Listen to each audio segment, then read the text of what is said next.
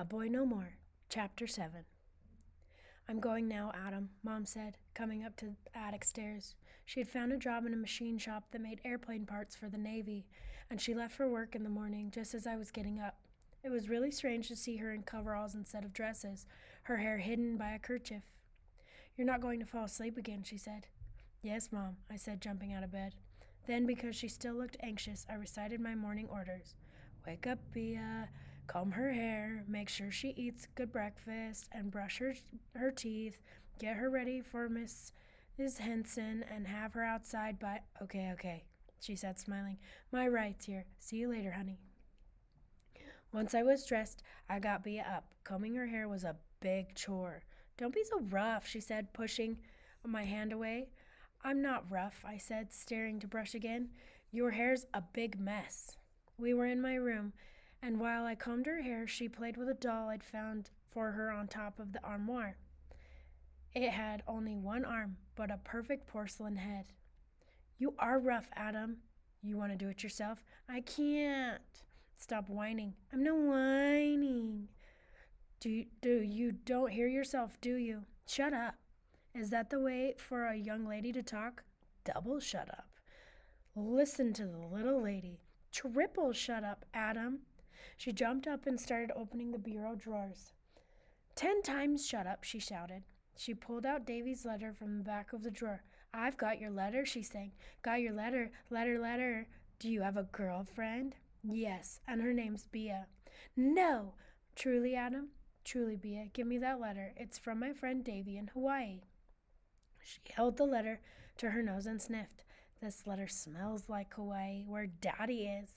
Hawaii makes me sad. I want to cry. Come on, let me finish your hair, then we'll go eat cornflakes. She sat there holding Davy's letter to her nose while I made her 2 ponytails and tied them off with rubber bands.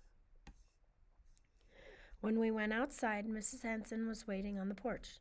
Don't you look cute, honey? She took Bea's hand and they walked off toward her house. It was still early. Across the road, a close knot of kids were waiting for the bus. I straightened the white navy cap I wore every day. It had been my father's when he was a midshipman. I still wasn't as big as him, but my head size was the same.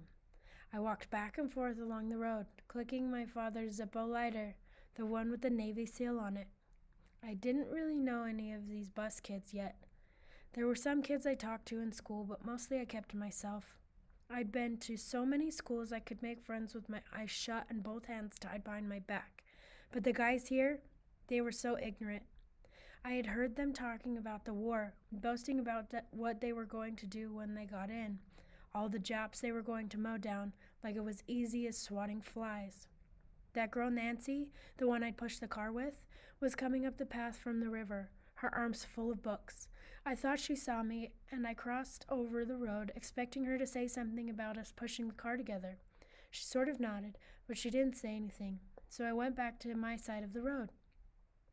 Then she crossed over and circled around me like she was taking a closer look, but she still didn't say anything. Just went around me and back across the road. Maybe it was a game. If it was, I didn't get it. What was I supposed to do? Go across now and circle around her? On the bus, she sat in the back. I sat up front behind the driver, watching the road over his shoulder, but thinking I should have gone in back and sat down next to her. Or anyway, said something to her. Maybe she thought she was too old to talk to me. She was a junior. Still, she could at least have said hello.